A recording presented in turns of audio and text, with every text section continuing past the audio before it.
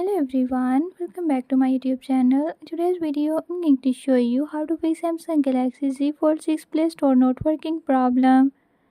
But before we get started, make sure to subscribe and hit the notification bell so you never miss out on new videos and stay updated. Let's get started.